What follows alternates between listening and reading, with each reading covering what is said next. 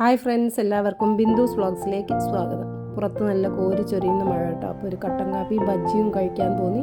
അപ്പോൾ ബജ്ജി മുളക് ചേട്ടൻ വാങ്ങിച്ചു കൊണ്ടുവന്നിട്ടുണ്ടായിരുന്നു കേട്ടോ. അപ്പോൾ നമുക്കത് എങ്ങനെ ഉണ്ടാക്കുന്നത് നോക്കാം. അപ്പോൾ ആദ്യം തന്നെ അരക്കപ്പ് കടലപ്പൊടി എടുത്തിട്ട് ഒരു അരിപ്പയിലിട്ടിട്ട് കട്ടയൊന്നുമില്ലാതെ നൈസായിട്ട് നല്ലോണം തരിച്ചെടുക്കുക.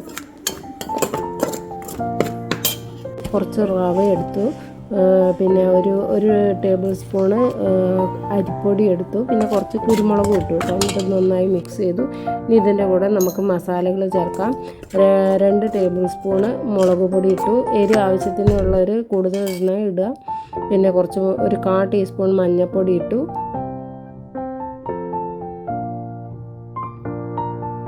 ഒരു 3/4 ടീസ്പൂൺ ഉപ്പ് ഇടുക. പിന്നെ ഇതിൻ്റെ രുചി ഏറ്റവും പ്രധാനപ്പെട്ടത് കായപ്പൊടി, 1/2 ടീസ്പൂൺ കായപ്പൊടി ഇട്ടിട്ട് നന്നായി മിക്സ് ചെയ്യുക. ആവശ്യത്തിന് നമ്മൾ നോക്കി വേണം വെള്ളം ഒഴിക്കേണ്ടത്. ബാറ്ററി ലൂസായി പോയാൽ ശരിയാവില്ല കേട്ടോ.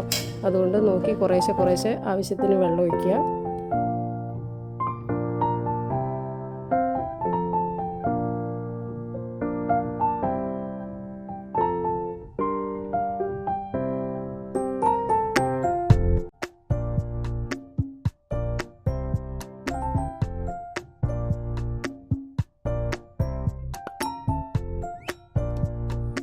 നമ്മളെ ബാറ്ററി ഈ ഒരു പരുവാവണം. പിന്നെ 2ആയി ചീകിയ ബജ്ജി മുളക് എടുത്തിട്ട് നമ്മൾ നന്നായിട്ട് ഡിപ്പ് ചെയ്തിട്ട് തിളച്ച് നല്ല ചൂടുള്ള എണ്ണയിലേക്ക് വെക്കുക കേട്ടോ. നല്ല ചൂടാവണം കേട്ടോ.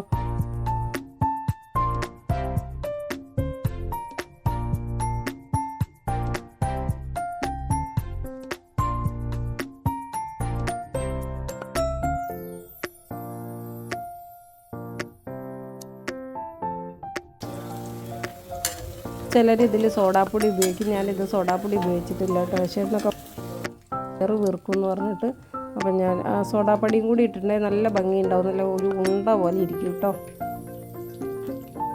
നമുക്ക് കാണാനുള്ള ഭംഗിയല്ലല്ലോ വേണ്ടത്, നമ്മൾ ആരോഗ്യം അല്ലേ നോക്കേണ്ടത്. അതുകൊണ്ട് ഞാൻ ചേർത്തില്ല കേട്ടോ. ഈ ഓയിലി എണ്ണക്കടികളൊക്കെ ഉണ്ടാക്കുമ്പോൾ അറിയാതെ ജാസ്തി ഉണ്ടാക്കി പോകും കേട്ടോ. അതുകൊണ്ടാണ് കുറച്ച് സാധനങ്ങൾ വാങ്ങിക്കുന്നത്. അല്ലെങ്കിൽ ഒരുപാട് നമ്മൾ തന്നെ കഴിക്കും. എപ്പോഴെങ്കിലും ഒരു കൊതി വരുമ്പോൾ ഞാൻ ഉണ്ടാക്കാറുള്ളൂ കേട്ടോ. അങ്ങനെ നമ്മൾ 2ാമത്തെ ട്രിപ്പ് വിട്ടു.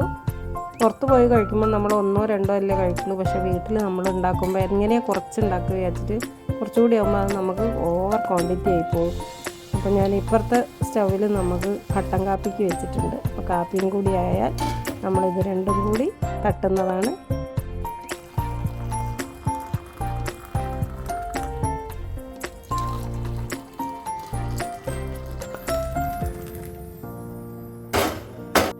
അപ്പോൾ എല്ലാവർക്കും ഈ വീഡിയോ ഇഷ്ടപ്പെട്ടെന്ന് കരുതുന്നു. ഇഷ്ടപ്പെട്ടാൽ ലൈക്ക് ചെയ്യുക, ഷെയർ ചെയ്യുക, സബ്സ്ക്രൈബ് ചെയ്യുക, ബെൽ ബട്ടൺ അമർത്തുക. അപ്പോൾ അടുത്തൊരു വീഡിയോ ആയിട്ട് ഉടനെ വരുന്നതാണ്. അതുവരെയും എല്ലാവർക്കും thank you for watching. By.